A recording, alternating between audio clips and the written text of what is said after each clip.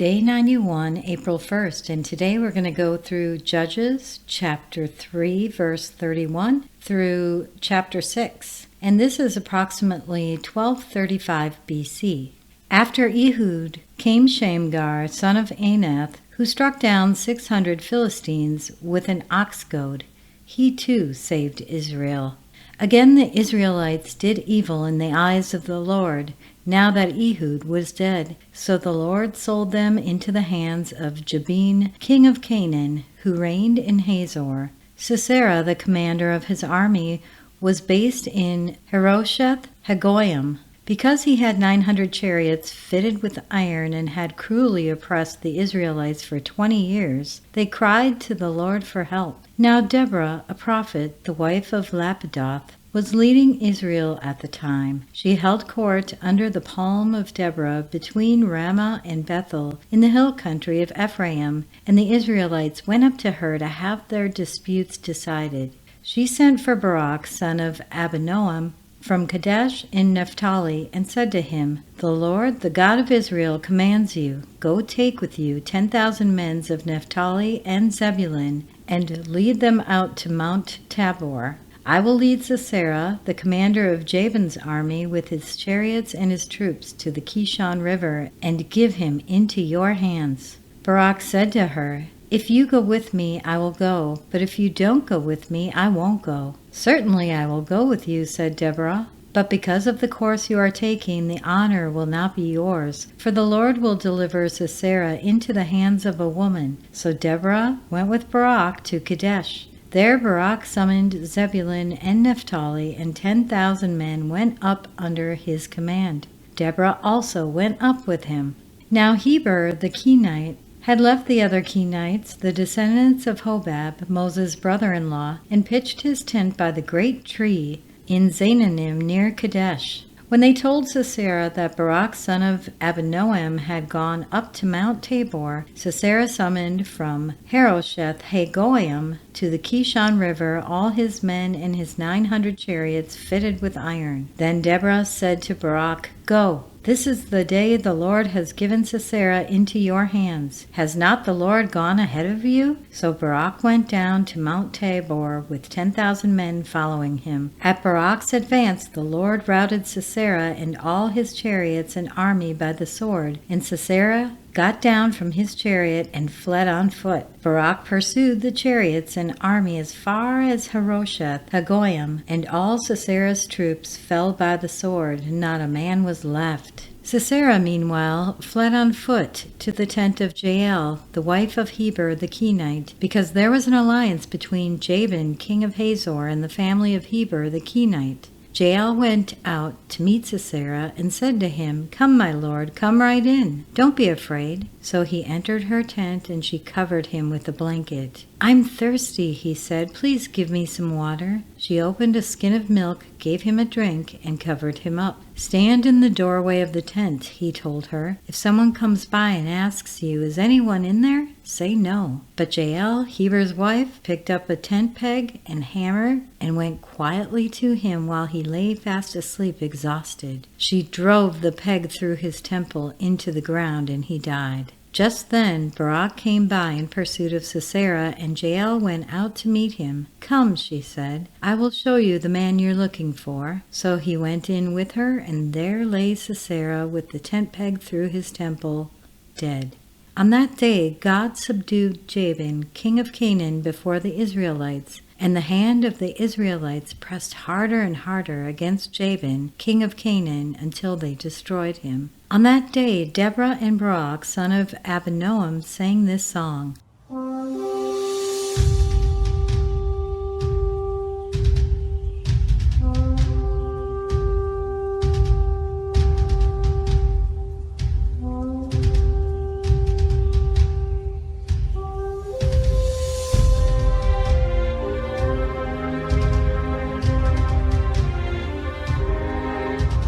When the princes in Israel take the lead, when the people willingly offer themselves, praise the Lord. Hear this, you kings. Listen, you rulers. I, even I, will sing to the Lord. I will praise the Lord, the God of Israel, in song. When you, Lord, went out from Seir, when you marched from the land of Edom, the earth shook, the heavens poured, the clouds poured down water.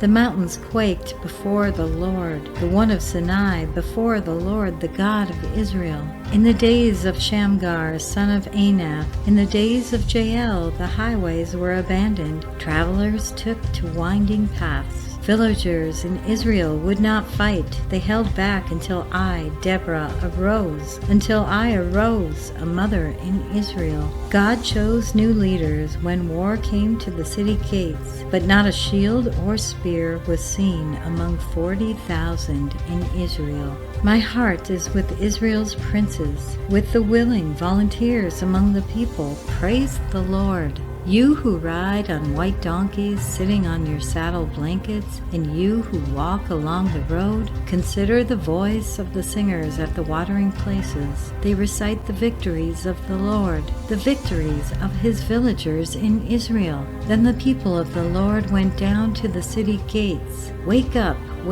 Deborah.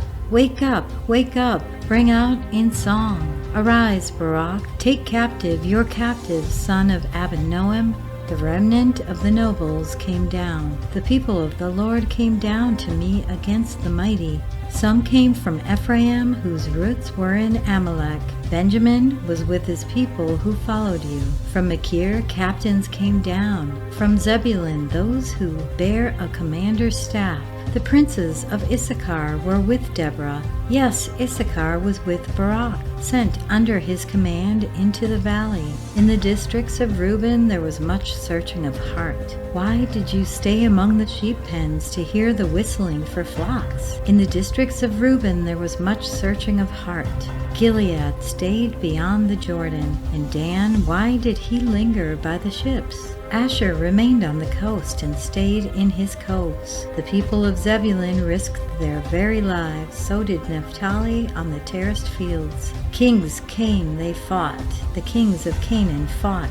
At Tanakh, by the waters of Megiddo, they took no plunder of silver. From the heavens the stars fought. From their courses they fought against Sisera. The river Kishon swept them away. The age-old river, the river Kishon, march on, my soul, be strong. Then thundered the horses' hoofs, galloping, galloping, go his mighty steeds. Curse Meroz, says the angel of the Lord, curse its people bitterly, because they did not come to help the Lord against the mighty. Most blessed of women be Jael, the wife of Heber the Kenite, most blessed of tent-dwelling women. He asked for water, and she gave him milk. In a bowl fit for nobles she brought him curdled milk.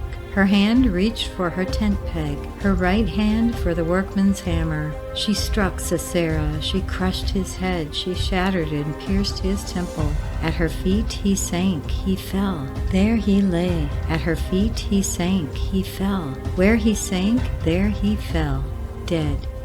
Through the window peered Sisera's mother. Behind the lattice she cried out, why is his chariot so long in coming? Why is the clatter of his chariot delayed? The wisest of her ladies answer her. Indeed, she keeps saying to herself, are they not finding and dividing the spoils? A woman or two for each man, colorful garments as plunder for Sisera, colorful garments embroidered, highly embroidered garments for my neck, all this as plunder?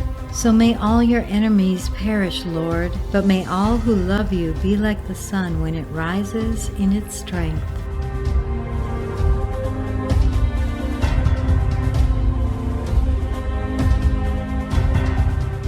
Then the land had peace for 40 years. The Israelites did evil in the eyes of the Lord, and for 7 years he gave them into the hands of the Midianites. Because the power of Midian was so oppressive, the Israelites prepared shelters for themselves in mountain clefts, caves, and strongholds. Whenever the Israelites planted their crops, the Midianites, Amalekites, and other eastern peoples invaded the country. They camped on the land and ruined the crops all the way to Gaza, and did not spare a living thing for Israel. Neither sheep nor cattle nor donkeys. They came up with their livestock in their tents like swarms of locusts. It was impossible to count them or their camels. They invaded the land to ravage it. Midian so impoverished the Israelites that they cried out to the Lord for help. When the Israelites cried out to the Lord because of Midian, he sent them a prophet who said, "This is what the Lord, the God of Israel, says. I brought you up out of Egypt, out of the land of slavery. I rescued you from the hand of the Egyptians, and I delivered you from the hand of all your oppressors. I drove them out before you and gave you their land. I said to you, I am the Lord your God. Do not worship the gods of the Amorites in whose land you live, but you have not listened to me." The angel of the Lord came down and sat under the oak in Ophrah that had belonged to Joash the Abiezrite, where his son Gideon was threshing wheat in a winepress to keep it from the Midianites. When the angel of the Lord appeared to Gideon, he said, "The Lord is with you, mighty warrior." "Pardon me, my lord," Gideon replied, "but if the Lord is with us, why has all this happened to us? Where are all his wonders that our ancestors told us about when they said, 'Did not the Lord bring us out of Egypt?' But now the Lord has abandoned us and given us into the hand of Midian." The Lord turned to him and said, "Go in the strength you have and save Israel out of Midian's hand. Am I not sending you?" "Pardon me, my lord," Gideon replied, "but how can I save Israel? My clan is the weakest in Manasseh, and I am the least in my family." The Lord answered, "I will be with you, and you will strike down all the Midianites, leaving none alive." Gideon replied, "If now I have found favor in your eyes, give me a sign that it's really you talking to me. Please do not go away until I come back and bring my offering and set it before you." And the Lord said, "I will wait until you return." Gideon went inside, prepared a young goat, and from an ephah of flour he made bread without yeast. Putting the meat in a basket and its broth in a pot, he brought them out and offered them to him under the oak. The angel of God said to him, "Take the meat and the unleavened bread, place them on this rock, and pour out the broth." And Gideon did so. Then the angel of the Lord touched the meat and the unleavened bread with the tip of the staff that was in his hand. Fire flamed from the rock, consuming the meat and the bread, and the angel of the Lord disappeared. When Gideon realized that it was the angel of the Lord, he exclaimed, "Alas, sovereign Lord, I have seen the angel of the Lord face to face." But the Lord said to him, "Peace, do not be afraid, you are not going to die." So Gideon built an altar to the Lord there and called it, "The Lord is Peace."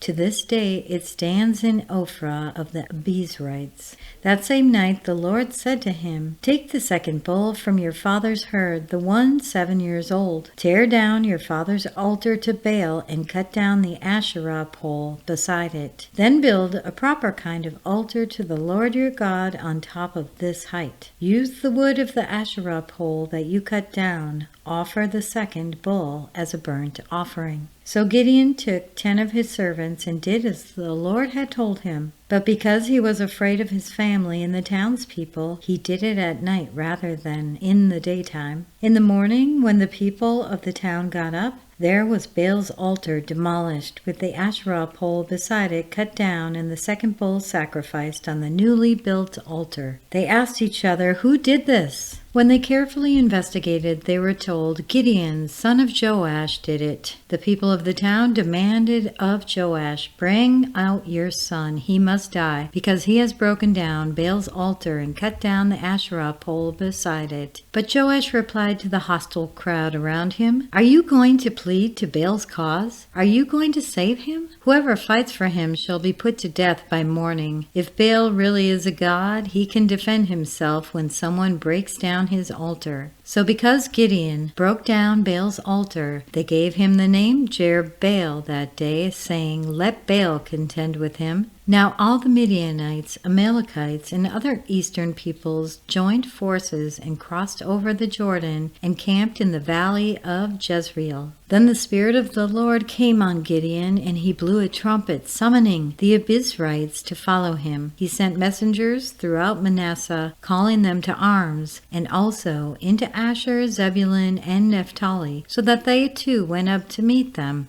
Gideon said to God, "If you will save Israel by my hand as you have promised, look, I will place a wood fleece on the threshing floor. If there is dew only on the fleece and all the ground is dry, then I will know that you will save Israel by my hand as you said." And that is what happened. Gideon rose early the next day. He squeezed the fleece and wrung out the dew, a bowl full of water. Then Gideon said to God, "Do not be angry with me. Let me make just one more request. Allow me one more test with fleece, but this time make the fleece dry and let the ground be covered with dew." That night God did so. Only the fleece was dry. All the ground was covered with dew.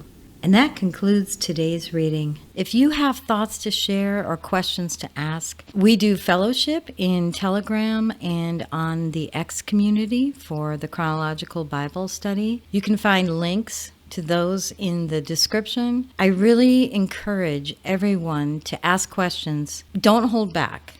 No question is silly or stupid, and we're all learning. We're learning together. We want to help each other. We want to build up that fellowship. Thank you so much for listening to today's reading, and we will be back tomorrow with our next one. Have a blessed day, my friends. While shepherds kept their watching over silent flocks by night, behold, throughout the heavens there shone a holy light.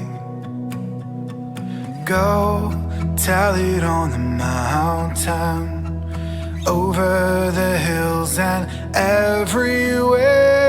Go tell it on the mountain that Jesus Christ is born.